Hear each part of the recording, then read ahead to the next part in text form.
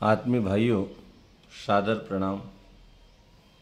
भाइयों बहनों, आज हम जिस प्रसंग में चर्चा करने जा रहे हैं उसे युग ऋषि परम पूज्य गुरुदेव ने पावन प्रज्ञा पुराण के भाग 2 में लिखा है।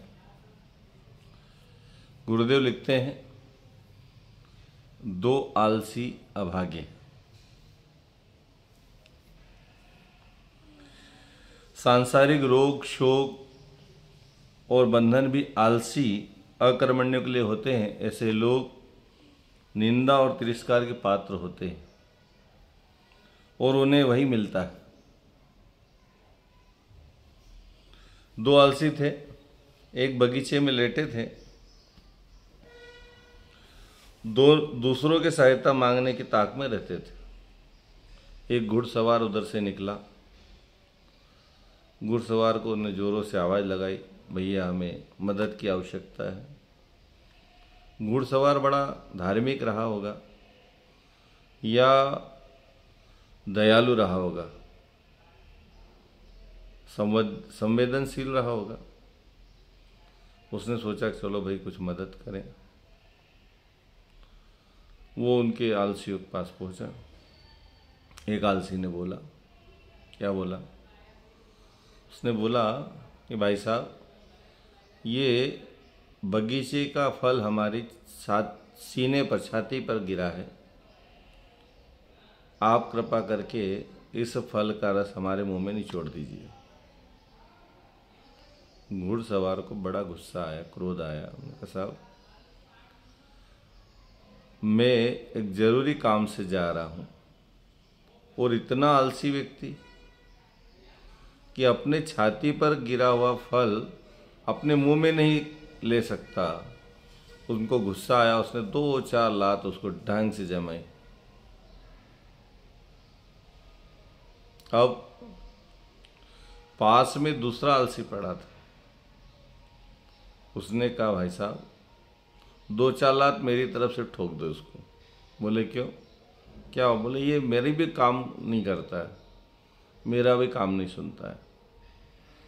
उनने घुड़सवार ने दया भाव से पूछा, भाई आपको कौन सा काम मैं कर देता हूँ? उनने कहा, भाई साहब मैं यहाँ पड़ा था और एक कुत्ता आया। उस कुत्ते ने मेरे मुंह को चाटा। मैं उसको कह रहा हूँ भाई कुत्ते को भगा दे, भगा दे, भगा दे, नहीं भगाया।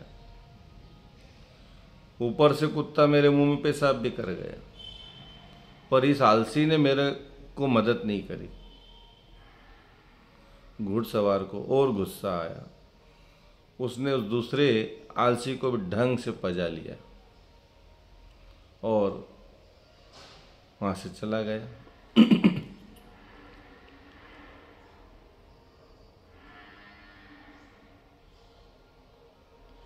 सवार ने उसकी पिटाई की और वहां से आलसीपन गाली देते हुए चला गया। अपना काम आप कर सकने वाले छोटे मोटे कार्य के लिए ईश्वर को याचना करना, प्रार्थना करना, उनकी सहायता तो दूर, बदले में उल्टे गाली खानी और पिटाई भी सहनी पड़ती है। भाइयों बहनों, परम पूज्य गुरुदेव ने एक पुस्तक लिखी है। गुरुदेव कहते हैं, मनुष्य के 2 सबसे बड़े शत्रु हैं, आलस्य और प्रमाद। और आज के इस भौतिकवादी युग में आदमी ऐसा ही जीवन जीना चाहता है कि उसको कुछ करना न पड़े पर मिल सब जाए।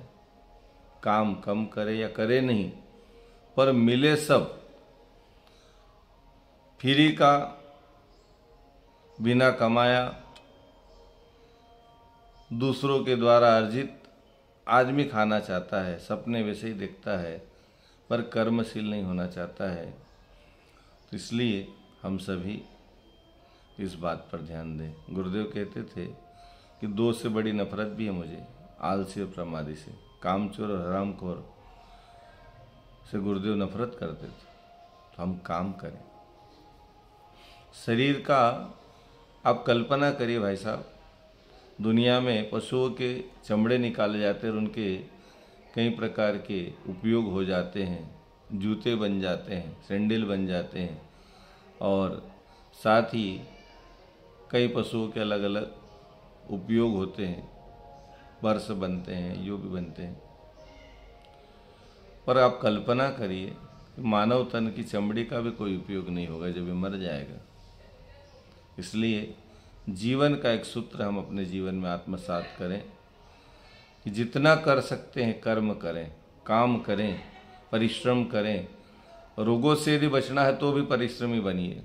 दुनिया भर के रोग व्यक्ति के जीवन में यदि आ चुके हैं तो उसका एक ही कारण है, आदमी आलसी होता चला जा रहा है, प्रमादी होता चला जा रहा है, कामचोर होता चला जा रहा है। और इसीलिए आज कई प्रकार के रोगों से व्यक्ति ग्रसित है। परिश्रम करने वाले का पसीना बहता है तो रोग नहीं आते। श्रम करने वाले से, मेहनत करने वाले व्यक्ति बीमार कम पड़ते हैं, रोग उससे दूर भागते हैं।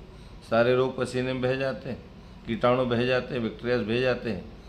आज आदमी खा खा के जिम जाता है और वहाँ पसीना बहाना चाहता है, लेकिन घर के काम नौकरों से करवाना चाहता है। भाई साहब, अपने घर में अपने काम खुद करें, उससे ही फायदा हो जाएगा और रोगों से हम बच जाएंगे, स्वास्थ्य लाभ होगा और बाहर जो हम पैसा खर्च कर रहे हैं वो भी बच जाएगा। परिश्रमी बनिए, मेहनती बनिए, श्रमशील बनिए, तब जीवन हमारा सार्थक होगा।